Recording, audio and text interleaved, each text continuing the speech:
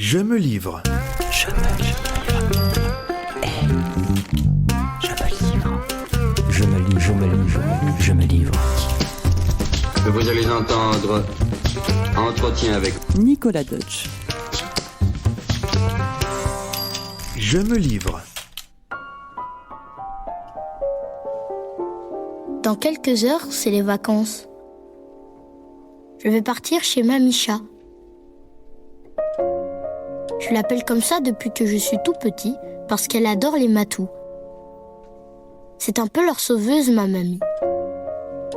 Elle a commencé par mettre de la nourriture dans un parc où ils venaient la nuit, et depuis, elle en a adopté 8. Quand je la regarde, à la lueur des réverbères, je crois voir Bastet, la déesse égyptienne. Un corps de femme et une tête de chat. Miaou, miaou, miaou, cha cha cha cha, miaou, miaou, miaou, cha. Et on danse le cha cha. C'est la fête du samedi, miaou. Les assiettes bien remplies, des croquettes de mamie, cha. Et on danse le cha cha. Bonjour Nicolas. Bonjour Jessica. Merci d'avoir accepté d'être l'invité de cet épisode du podcast Je me livre. Et on va revenir sur ce qu'on vient d'entendre, mais avant, une question qui est récurrente dans ce podcast, c'est qui es-tu ? Je suis percheron d'adoption depuis 4 ans. Je navigue encore entre Paris et le Perche. Je commence à faire beaucoup de musique dans le Perche, y passer beaucoup de temps, découvrir des choses que je connaissais pas. Voilà, je fais de la musique, je suis musicien, je suis contrebassiste, et puis j'écris des chansons, je joue pour les autres, et depuis 2-3 ans, je commence à écrire des livres-disques pour enfants. Donc le premier c'est Charivari, et j'ai un autre opus à venir qui va s'appeler Merci Garance, et qui certainement est lié avec ma venue dans le Perche et ce que j'ai découvert de la nature, des choses dont je ne m'occupais pas avant, tailler les rosiers, aller voir les arbres, passer du temps dans le jardin. Voilà. Le Perche t'inspire des mots, en tout cas. Des mots, ouais, et une rencontre avec ma solitude. Voilà, que je connaissais. J'étais toujours noir de monde parce que les tournées, le studio et tout ça. Et j'apprends à aller vers les choses simples. Alors c'est peut-être un peu cliché, mais c'est quelque chose qui peut-être m'effrayait de me retrouver seul déjà. Et avec aucune connaissance de la nature à part qu'il y a des fraises qui poussent ou des choses comme ça. Mais là, j'ai découvert pourquoi tailler un rosier, pourquoi il y a, par exemple, dans un rosier, comme dans un groupe, il y en a toujours un qui est un trublion. Des fois, il faut l'écarter. Des fois, il faut l'aider à être dans le groupe. Et la nature a ce genre de vie, de comportement très proche d'une autre, en fait. Et par exemple, j'ai fait la comparaison un peu avec les animaux, mais les êtres humains aussi, c'est qu'il y a toujours un plus faible, il y a toujours dans la chaîne quelqu'un qui va se battre un peu pour vivre, et dans la nature, je pense qu'elle a aussi besoin d'aide, elle s'autorégule. C'est ce que je vois depuis 4 ans, que la nature se régule toute seule, on n'a pas besoin de couper, de tailler, elle le fait généralement assez bien toute seule. Et voilà, j'ai compris qu'il fallait que je m'occupe aussi de ça. Enfin, c'était pour moi peut-être une vraie une vision beaucoup plus large de ma personne et de ce qu'il y avait en face de moi. Donc voilà, je me remercie ce voyage ici. Je me livre. Je me livre. Charivari, Où es-tu papa, donc qui est ton conte audio musical, écrit il y a combien de temps ? En fait, ça a démarré, je pense, en 2018 à peu près. Et ce dont on a un peu abordé tout à l'heure, je n'y trouvais aucune légitimité. Je me suis dit, c'est comme quand on griffonne un truc, et puis peut-être on se dit, c'est bien où c'est, je le range, et puis voilà. Et puis en fait, le Covid aussi m'a donné cette liberté de me dire, il n'y a plus de boulot, il n'y a plus rien. Et j'ai fait ça sans contrainte, avec aucune idée de vouloir gagner des millions, je sais pas quoi, mais cette histoire qui est la mienne, pour moi, je me suis dit, je vais la coucher sur le papier, je vais l'enregistrer, je vais faire des chansons, tout lié. Je voulais pas faire une narration, une chanson, une chanson, et tout est imbriqué. On pourrait retrouver, ça pourrait être que du texte finalement, mais les chansons racontent aussi quelque chose et mettre le texte autre part que dans une lecture simple. Et alors, tu t'es accompagné de plusieurs personnes pour ce projet. Tu peux nous en parler un peu ? Oui, il y a Lola Eliakim, avec qui j'ai coécrit, qui a été dans la vie de mon fils et de moi à une époque, donc qui a vu des choses, qui a noté des choses. Donc on a vraiment travaillé de concert pour cette histoire. Et Marianne Pasquet, qui a fait les illustrations. Très belles illustrations. Ouais, c'est surprenant parce qu'elle connaissait rien de moi, et quand elle m'envoyait les premières planches, j'ai dit c'est marrant, j'ai l'impression qu'elle était venue chez moi. Donc du coup voilà. Et puis il y a 2 musiciens qui sont venus additionnels en plus de ce que j'ai fait. Un qui s'appelle Ludovic Bruni, qui a fait du pedal steel, qui est un instrument américain plutôt connoté pécor américain, Ku Klux Klan et tout ça, mais très drôle, parce que c'est quelqu'un de très drôle, et il en a usé comme des espèces d'ondes autant sensuelles que très drôles. Et Julien Carton, qui a fait quelques pianos, notamment sur Mamicha, qu'on vient d'entendre. Et puis voilà, puis après j'ai bricolé tout seul dans ma chambre, quoi. Enfin, dans mon studio, quoi.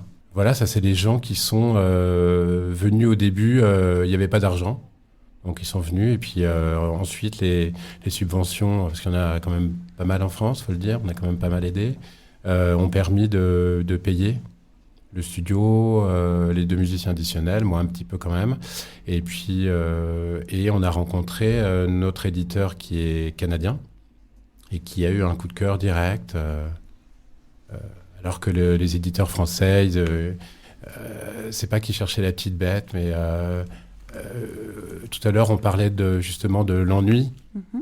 Et c'était de laisser l'imaginaire de l'enfant faire. On n'allait pas tout lui expliquer. Au bout d'un moment, c'est à lui de coudre avec ce qu'il a. Et puis, ce qui est génial, c'est du point de vue de l'enfant. Là, j'étais en vacances et il y avait une petite fille de 7 ans. On a essayé de sauver une libellule qui était tombée dans l'eau. Bon, bref, la libellule est morte. Et on a essayé de la remettre bien, etc. Mais elle était complètement pliée, la pauvre. Et elle est venue me voir, elle me dit, est-ce que si on fait du bouche à bouche un animal, est-ce qu'on peut le sauver ? Alors je lui dis, ça dépend de la taille de l'animal. Peut-être la libellule, c'est un peu petit, mais peut-être on peut faire des massages cardiaques et tout ça. Mais ils ont je sais pas, ils ont des questions qui sont drôles, assez... que nous, on se pose plus. Parce qu'on a trop de science, il y a trop de science, quoi. Eux, ils ont une rêverie, c'est comme... c'est ça que j'ai appris aussi. Ma voisine, elle me dit, tu sais, quand t'as une hirondelle qui se cogne à la fenêtre, il faut la prendre et la mettre dans tes mains et lui faire un câlin. Et juste ça peut la faire repartir. Ou pas. Mais que les enfants, ils ont ce truc-là, une espèce d'échange simple avec les choses. Une espèce de vue moins alambiquée, moins torturée. Et Charivari, donc explique-nous un petit peu le pitch. Alors le pitch, cette histoire. Le pitch, c'est une histoire d'un papa qui élève son enfant tout seul. La maman est décédée il y a quelques années, et puis ils se retrouvent tout seuls.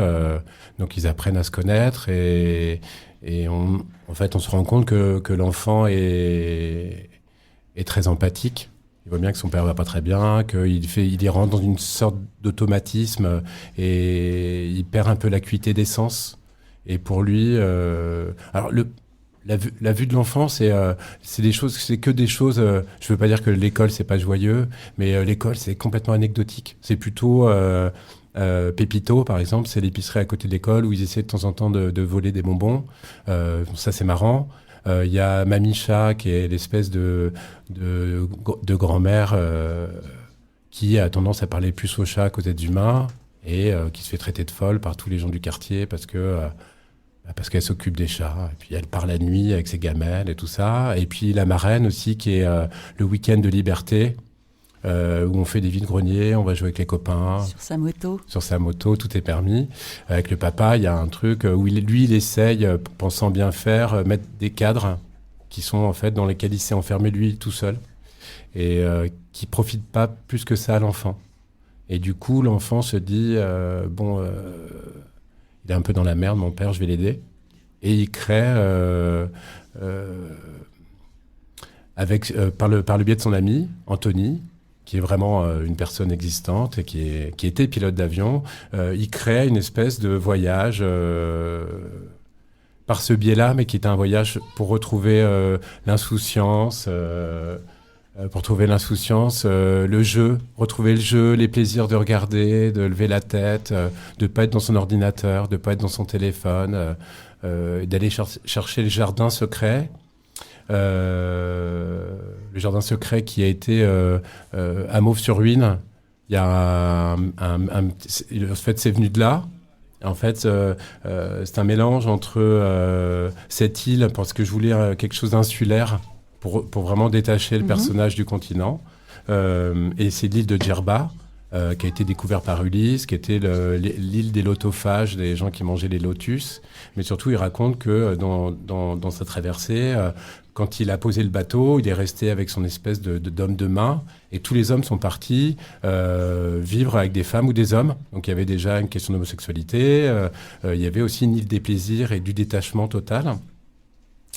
Et le jardin secret de Mauves-sur-Huisne, qui est arrivé là, parce que j'ai trouvé ça super beau, cette dame qui avait un petit jardin botanique, là, qui recevait les enfants, puis qui est décédée depuis. Et ce jardin secret, pour moi, c'était ça, c'était son jardin secret, retrouver intimement des choses simples et joyeuses, des choses d'enfant, pas avoir peur de dire des conneries. Enfin, voilà. Et donc là, on est un peu dans la position inverse de ce qu'on a l'habitude de voir, c'est-à-dire c'est l'enfant qui ramène son papa vers l'imaginaire. Ah ouais, complètement. Pour moi, les enfants ont une force complètement imparable, indéfectible. On parle de. Pour moi, c'est pas quelque chose. C'est pas de l'amour inconditionnel. Ça va au-delà de l'amour. C'est vraiment dans comment resituer quelqu'un dans un imaginaire simple, dénué justement de trop de questionnements, de trop de lecture, de trop de contenu. C'était aussi significatif de ce que tu vivais toi, tout ça. Ah oui. Le besoin d'imaginaire, de se retrouver. Oui, j'étais un bon petit militaire. Je faisais des courses. Il fallait que ça. Et pourtant, si quand même, j'ai eu un père comme ça, mais j'avais de l'autre côté une mère complètement bordélique, et que l'idée de. C'est comme les gens qui disent oui, il faut ranger chez soi. On fait le ménage dans sa tête. Bon, c'est vrai en fait. Mais ceci dit, ouais, tout était rangé. Je passais mon temps à ranger sa chambre, alors qu'il y mettait lui une vie dont il avait besoin. Il avait besoin de les retrouver après le week-end avec Manu, par exemple. C'est pour ça qu'il revenait des vides-greniers avec toujours des petits bidules, des trucs. Et moi, j'en voyais partout, j'en avais marre. Mais je coupais un peu ce truc-là, pensant que... parce qu'il lui était arrivé quelque chose de sérieux quand même.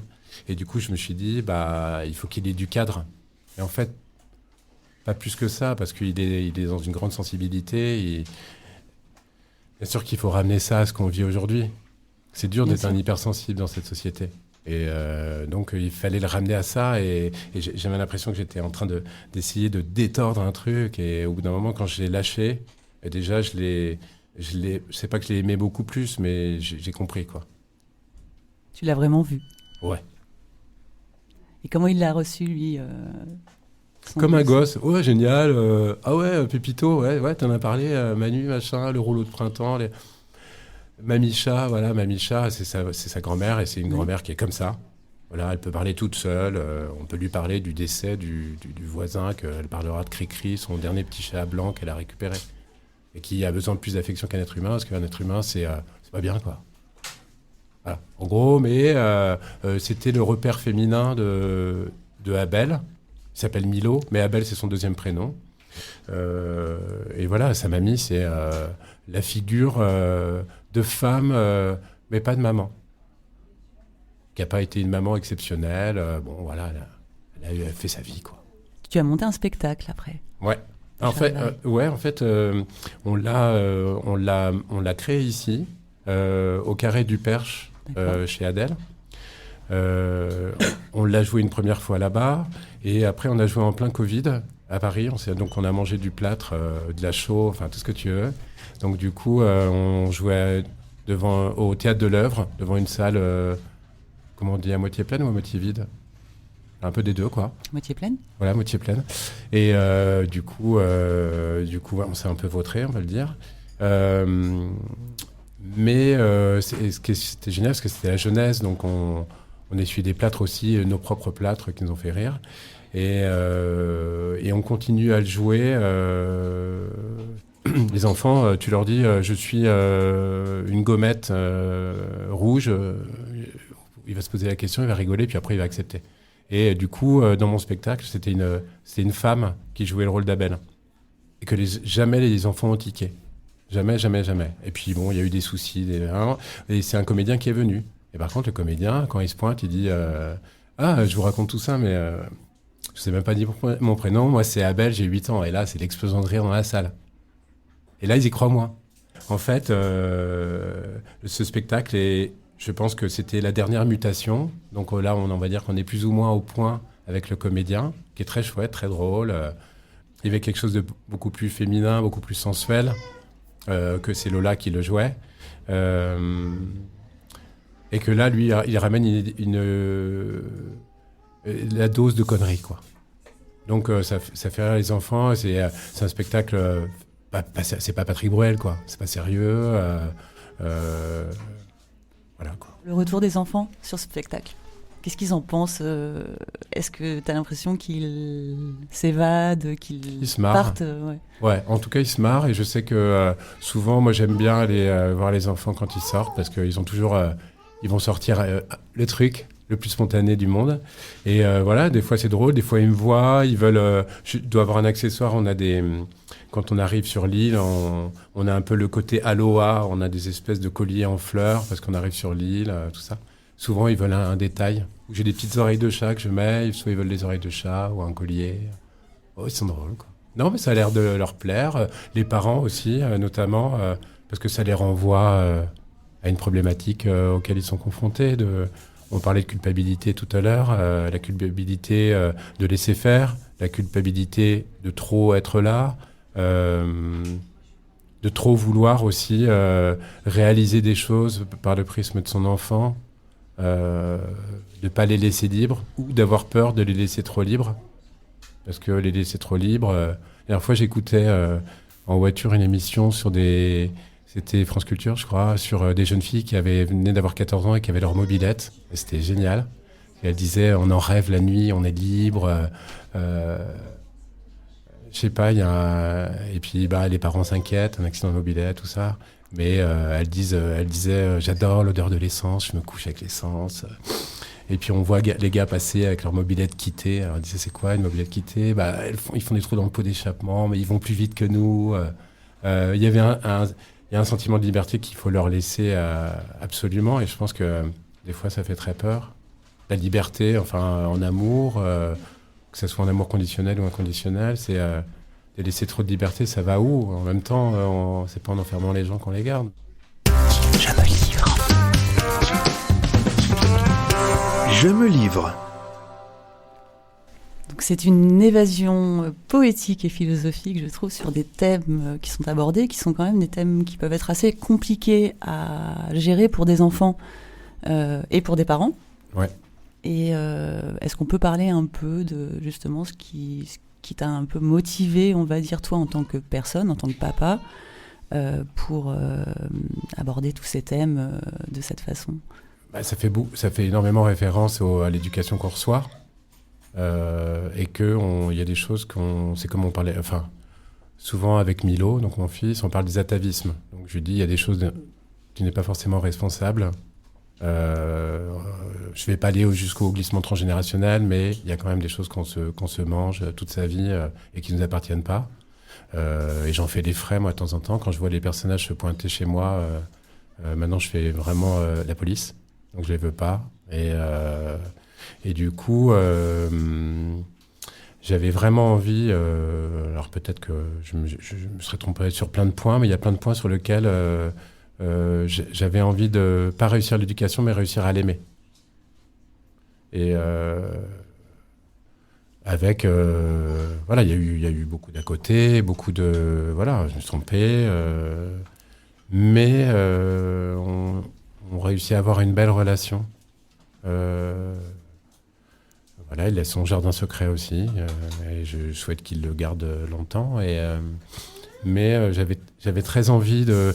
j'ai eu une fille avant. J'ai eu une fille très jeune que j'ai pas pu élever. Donc, c'était des parenthèses enchantées que je lui offrais quand elle pouvait venir. Et Milo était le premier enfant que j'allais élever tout seul. Je savais pas, moi. Donc, j'avais pas de diplôme de papa. Et du coup, ouais, j'avais envie de réussir ça. Je me suis dit, s'il y avait un truc à réussir dans ma vie, c'est pas forcément de faire bien de la musique, de la guitare, ou je sais pas quoi. C'était malgré tout, continuer à faire ma vie avec les choses que j'aime, qui la composent, et surtout réussir cette relation avec Milo.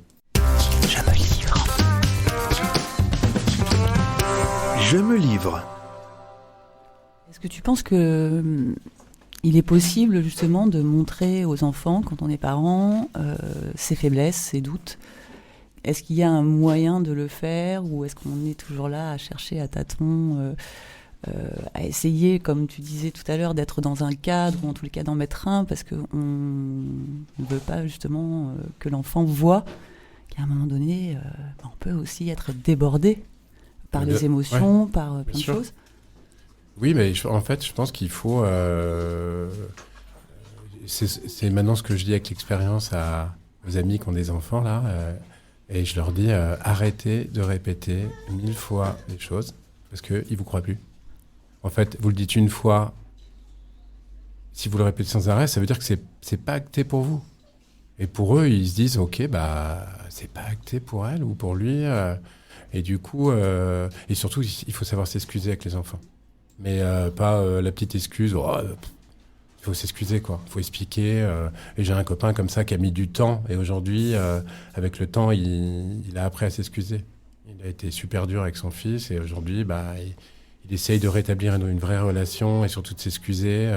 Je pense que c'est hyper important. Les enfants, ils comprennent, ils pardonnent. Ils n'ont pas de rancune. Enfin, ce que je crois, hein. Mais je pense que c'est important de leur dire, voilà, j'ai merdé. Voilà, j'ai merdé, je suis désolé, j'ai crié parce que c'est moi qui ai un problème et pas toi. Voilà. Donc, bien sûr, t'es déclencheur parce que tu fais une bêtise. Et moi, je te rabroue. Parce que finalement, au lieu de prendre le truc en disant, bon, écoute, c'est pas comme ça qu'on fait, on fait ça, tu sais, je t'ai déjà montré, je sais pas, ou enfin, avoir un message très clair. Par contre, quand on commence à faire des longues phrases avec les enfants, je pense que c'est là qu'il... Ok. Il décroche. Bah oui, normal.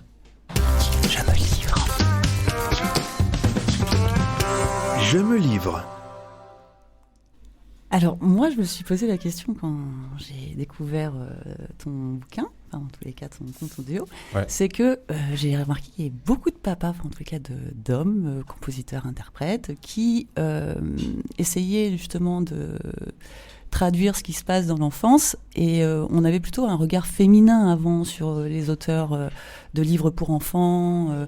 Et là, je vois qu'il y a beaucoup de masculins qui arrivent. Est-ce qu'il y a... Parce qu'il y a un questionnement, ou est-ce qu'on a envie justement de montrer que les hommes aussi ont leurs propres failles et doutes sur l'éducation, mais sur l'envie de transmettre aussi des choses importantes, des choses essentielles Oui, c'est vrai qu'on prend une époque, les papas ils étaient en train de fumer une clope au bistrot, et puis on les appelait, c'est bon, le petit il est arrivé là, ok. Et c'est vrai que je crois aujourd'hui les hommes, en tout cas, peut-être pas, enfin, qui deviennent papas, ont envie de participer à tous les moments d'une grossesse, d'être partie prenante. Et Enfin, je pense que de plus en plus. Après, il y a des mecs, pour en connaître quelques-uns, je sais pas, soit ils sont encore bloqués sous une espèce de patriarcat et il y en a encore quand même beaucoup, malgré tout.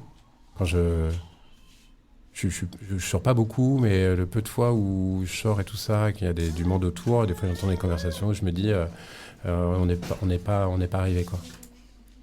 Donc oui, il y a plein de papas qui ont envie, il y a plein de papas qui... il faut aussi que les mamans leur laissent un peu la place, parce que des fois, c'est pas évident. Et tu as eu des réactions de mamans autour de toi, de tes amis proches qui sont parents, et de mamans qui ont du coup... Qui se lâchent sur leur mari ? Non, surtout qui t'ont parlé justement de ton bouquin, de ce que ça avait provoqué en beaucoup elle. De mamans, ouais. Beaucoup de mamans, parce qu'en fait, assez souvent, les gens que j'ai rencontrés... des fois, je fais des librairies où il y a énormément de gens. Et la dernière fois, je suis allé faire une librairie, je crois que c'était... l'éditeur l'avait vraiment pas préparé du tout. Et je me suis retrouvé en Bretagne, dans un espèce de librairie qui vendait autant des poupées Corolle que un peu de tout. Et j'étais au milieu de tout ça. Et j'ai eu une maman et son fils devant moi, là, comme ça. Là. Donc j'ai joué devant un enfant et sa maman. Et... qui m'a dit, je suis venu parce que moi, j'élève mon fils tout seul. Là, son papa est mort quand il avait 2 ans. Et en fait, elle m'a dit, ça m'a vachement parlé.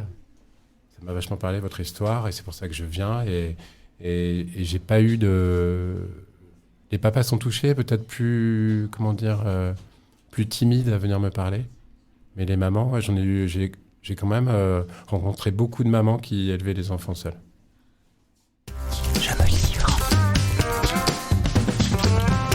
Je me livre.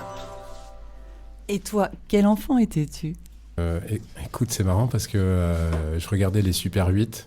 J'ai récupéré des Super 8 que j'ai numérisés.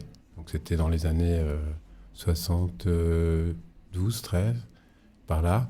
Et je me suis vu petit, vraiment petit, quoi. Et puis j'ai vu mes parents heureux, chose que en fait je connaissais pas, quoi. Je les connaissais pas heureux. Et j'ai un vague souvenir quand ils se sont séparés parce que j'étais triste, mais j'avais pas de souvenir. Il y a dû y avoir du charivari chez moi, mais quand on est petit, on se met dans sa chambre et puis on part dans l'imaginaire, on part dans autre chose. Ma mère, qui, quand elle me parle de moi, elle me dit « Mais t'étais un super beau bébé jusqu'à 4 ans. » Parce que je pense que je l'ai intéressé. Tu t'es transformé après ? C'est-à-dire que non. Après, il y a eu du grabuge, donc elle était moins là. Mais j'étais simple. En fait, je vois même, j'ai une sœur jumelle et je vois même avec ma sœur, c'était la priorité, c'est que ma sœur soit contente. Donc, a priori, j'étais un petit garçon sympa. Voilà. Et puis après, j'ai fait, vu que j'ai été élevé par mon père aussi, et j'étais contre son autorité, donc j'ai fait des conneries. Ça arrive. Oui, ça arrive. Et du coup, j'ai pas du tout voulu faire un bras de fer avec Milo. Je me suis dit, notre bras de fer, il sera plus dans la tendresse. On va essayer de trouver via la tendresse et pas faire un bras de fer. Je voulais pas reproduire. C'est vrai c'est ce qu'on disait des fois, il y a des gens qui s'invitent chez nous et on n'a pas du tout envie j'ai une grand-mère qui s'appelle Adolphine. Un peu peur comme ça sur le papier. Et c'est vrai que mon père, mes sœurs ont des trucs d'elle que quand je vois, ça m'effraie. Et il y a des fois, je l'ai vu chez moi, j'ai dit, en fait, j'ai réussi à contrôler un peu comme si j'avais un tic, j'essayais de ne pas faire ça tout le temps. J'ai essayé de contrôler et de ne pas inviter cette personne à me causer des ennuis, en fait. Donc, je voulais une relation... je voulais pas la relation que j'ai eue avec mon père. Que j'aime énormément mon père. Heureusement, je pense qu'il m'a élevé comme ça, parce que ça m'a structuré. Mais il y a des choses sur lesquelles, hélas, l'éducation fait des dégâts. Et voilà, donc j'ai essayé de prendre un virage différent. Qui a réussi, qui a l'air en tout cas... Ouais, on a plein d'aventures. Ouais, plein d'aventures. Je me livre. Je me livre. Alors tout à l'heure, quand tu es arrivé à la librairie, je t'ai demandé de choisir un livre, puisque c'est ce que je fais avec chaque invité, et de m'en lire un extrait. En fait, c'est une nouvelle édition du Prophète de Khalil Gibran. Là, il y a des illustrations, la mise en page est différente. Voilà. Au début, j'étais parti sur un été avec Jean Kelevitch, parce que j'aime beaucoup ce monsieur. Moi aussi. Voilà, qui est très drôle. J'adore quand il se moque de Kant et autres. J'aime quand il parle du mensonge aussi, qui est parfois un devoir. Mais il n'était pas là ce matin. Donc, j'aime aussi ce bouquin. Et je vais vous lire un extrait du Bien et du Mal, qui nous compose tous. Peut-être pas tout, mais... Non, vas-y. Je vais réussir à lire, j'ai pas mes lunettes. Puis, l'un des anciens de la cité dit « Parlez-nous du bien et du mal. » Et il répondit « Du bien qui est en vous, je puis parler, mais non du mal. Car, qu'est-ce le mal, sinon le bien torturé par sa propre faim et sa soif? En vérité, lorsque le bien a faim, il cherche même dans des cavernes ténébreuses sa nourriture. Et lorsqu'il a soif, il boit même dans des eaux stagnantes. » Merci. Je vous en prie. Je me livre. Je me livre. Nicolas, juste un petit mot sur tes projets et tes envies.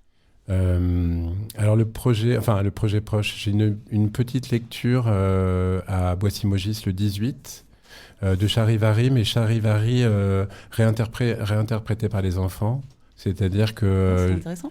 Voilà, je vais aller au point un point charnière du bouquin et on va essayer de faire la suite. Comment les enfants l'imaginent. Moi, j'ai eu cette idée du voyage. Peut-être qu'ils vont me dire, je sais pas, il faut un électrochoc sur le papa. Enfin, il faut lui trouver une femme. Je sais pas, n'importe quoi. Et du coup, on va faire ça le 18. Donc, c'est une lecture, c'est gratuit. Enfin, voilà. Et dans les projets à venir, j'ai écrit une histoire qui s'appelle Merci Garance, qui est l'histoire d'une petite fille adoptée, trouvée plutôt, dans la forêt, et qui va rencontrer des gens, des personnages comme Narcisse, qui est une espèce de corps céleste qui est là pour s'occuper de la nature, qui va lui apprendre des choses. C'est Narcisse anti-héros parce qu'il est borgne, mais je lui ai laissé un œil parce qu'il voit finalement tout de beau avec son œil. Et en fait, on va parler de l'école cette fois-ci. C'est dans le cadre de l'école aussi, des classes vertes et tout ça. Et c'est comment aussi se réconcilier avec la nature. Parce qu'elle est vraiment connectée avec la nature. Elle n'a pas de téléphone, mais elle sait que les arbres communiquent par les racines, mais aussi se bécotent en l'air avec les feuilles, avec les branches qui s'entremêlent et tout ça. Et par les jeux aussi, elle va ramener les enfants déjà à s'ouvrir un peu à elle. Parce qu'elle fait partie de ces enfants qui sont dans la cour et qui sont tout seuls. J'en ai vu plein, moi, quand j'allais chercher mon fils. Donc, ça traite de l'origine, en fait.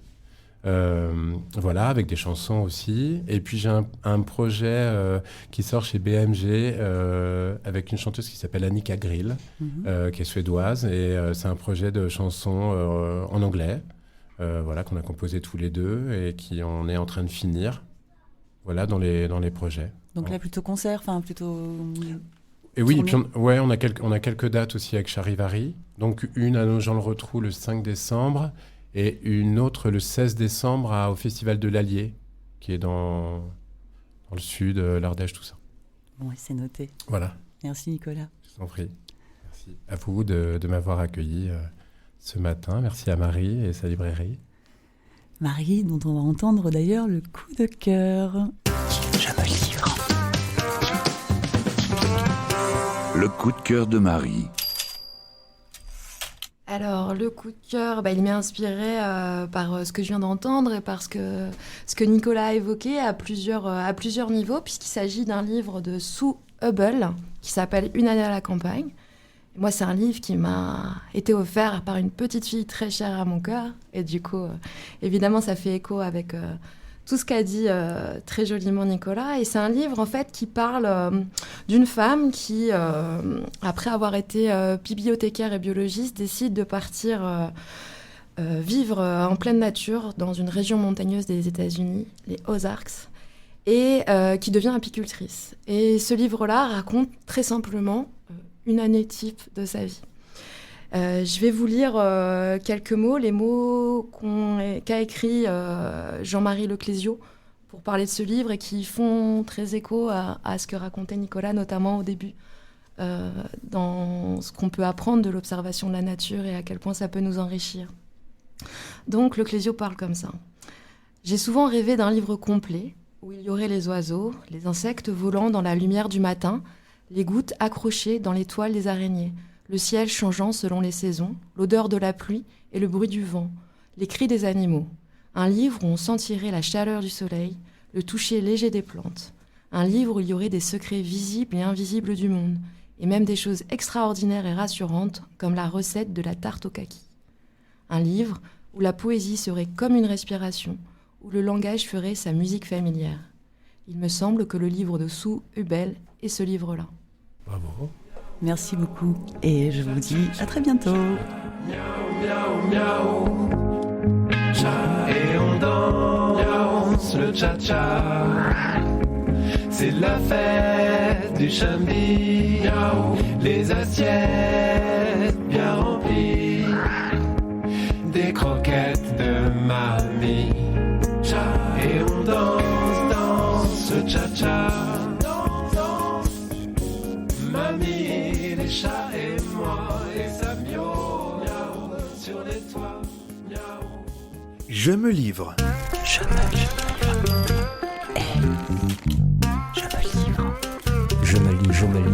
Je me livre.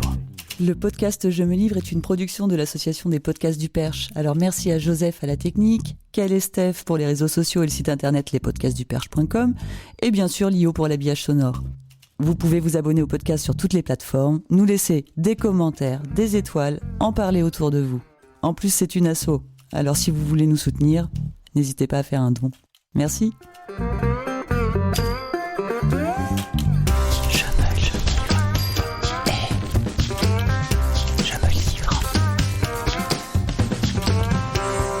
Les podcasts du